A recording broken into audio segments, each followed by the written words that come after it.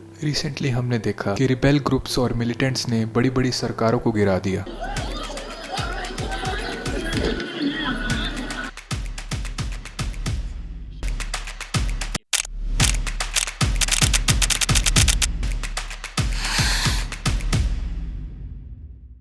Fall of Assad's regime in Syria. Breathtaking 24 hours in Syria. 13 years. That's how long Bashar al-Assad resisted the Syrian rebels.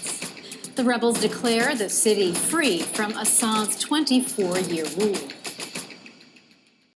Despite Afghan government के पास America की military का support था और Syrian की Asad regime के पास Russia और Iran का, हम देख रहे हैं बढ़ता रोल नॉन स्टेट एक्टर्स का, जैसे कि मिलिटेंट्स और इवन टेरर ग्रुप्स। लिस्ट तो बहुत लंबी है, पर हम बात करेंगे 4 आउटफिट्स की, जो हैं HTS, तालिबान, हिजबुल्ला और हुथीज। इन ग्रुप्स की 3 स्ट्रेटजीज को समझेंगे, जो हैं गुरिल्ला वॉरफेयर, टेक्नोलॉजिकल वॉरफेयर और साइकोलॉजिकल वॉरफेयर। गुरिल्ला वॉरफेयर यानी जब कोई छोटा ग्रुप एक बड़ी पावरफुल गवर्नमेंट से लड़ता है और कई सारी टेक्निक्स का यूज़ करता है, जैसे कि सरप्राइज अटैक्स, आम लोग या सिविलियंस के बीच रहना और उनका सपोर्ट जीतना। सीरिया में HTS ग्रुप यानी हयात ताहिर अल शाम ने इन्हीं टैक्टिक्स का यूज़ करके असद गवर्नमेंट को गिराया। इसमें उन्होंने कई स्ट्रेटजीज को फॉलो किया, जैसे इन ग्रुप्स ने गवर्नमेंट के एरियाज़ में कई रास्तों से घुसना शुरू करा अपनी टैंक्स और इन्फेंट्री के साथ। गवर्नमेंट पर प्रेशर बनाए रखने के लिए रात में लड़ने वाली यानी नाइट बटालियंस को भी बनाया। साथ ही एक वॉर रूम भी बनाया, जिसने नॉर्थ और साउथ सीरिया में बटे हुए 25 से ज़्यादा ग्रुप्स को कोऑर्डिनेट करा, ताकि वो कैपिटल यानी डमैस्कस को दोनों तरफ से घेर सकें। HTS ने मिलिट्री एकेडमी तक बनाई। ट्रेनिंग करने के साथ साथ कई पॉलिसीज़ को भी इम्प्लीमेंट करा, जैसे मीडिया को मैनेज करना, माइनॉरिटीज़ जैसे शिया और क्रिश्चियंस की प्रॉब्लम्स को सुनना, और सेंट्रल बैंक बनाया जिससे करेंसीज भी प्रिंट करी।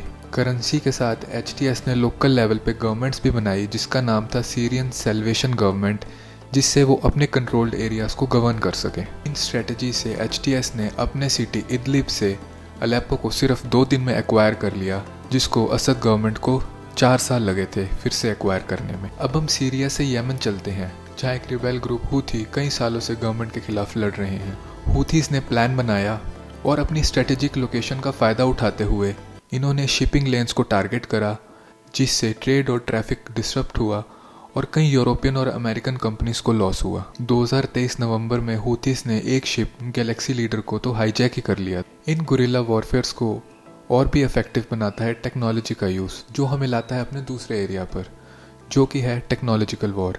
कैसे इन ग्रुप ने टेक्नोलॉजीज़ को अडॉप्ट करा। सीरिया में इसके पीछे एक इंटरेस्टिंग कहानी है।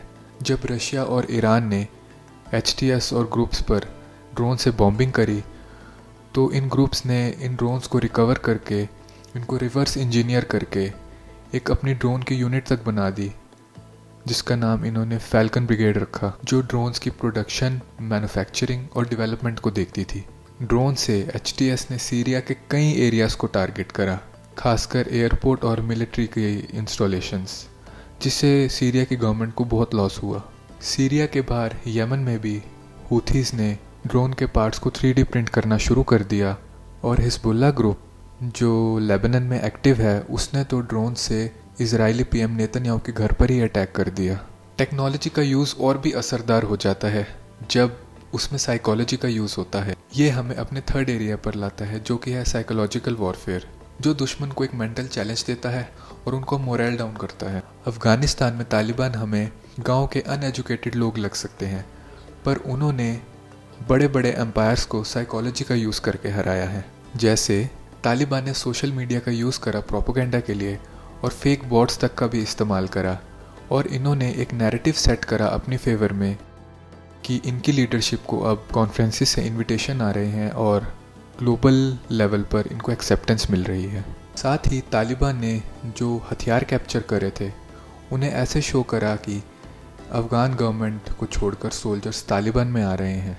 इसके अलावा बड़े बुजुर्गों की अपील को भी टेक्स्ट मैसेजेस और ट्विटर के थ्रू शेयर करा, ताकि वो अफ़गान सोल्जर्स को सरेंडर करने के लिए मजबूर कर सके। तालिबान ने स्कूल और हॉस्पिटल्स को भी फंड करना शुरू करा, और यहाँ तक कि एक अपना कोर्ट सिस्टम भी बनाया 3 लेवल्स पर, जो कि है प्राइमरी, प्रोविंशियल और सुप्रीम, जो कि गांव के लोगों के लिए एक्सेसिबल था और एक कम करप्ट इंस्टीट्यूशन भी था। साथ ही तालिबान ने अफगान गवर्नमेंट पर कई एलिगेशंस लगाए, जैसे करप्शन का चार्ज और सिर्फ बड़े और ताकतवर लोगों की सुनवाई करना और अमेरिका को एक आउटसाइडर दिखाना, जिसके इन्फ्लुएंस से एक पपेट गवर्नमेंट अफगानिस्तान पर रूल कर रही है। ऐसे तालिबान ने शो करा कि वो लोगों को अलग प्लेटफॉर्म दे रहे हैं ताकि उनको जस्टिस मिल सके। ये सब हमें एक बदलती वॉर स्ट्रेटेजी दिखाता है, जहाँ पर सिर्फ टैंक्स और जेट्स का रोल ही नहीं बल्कि छोटे प्लेयर्स भी पूरी जियोपॉलिटिक्स का गेम बदल सकते हैं।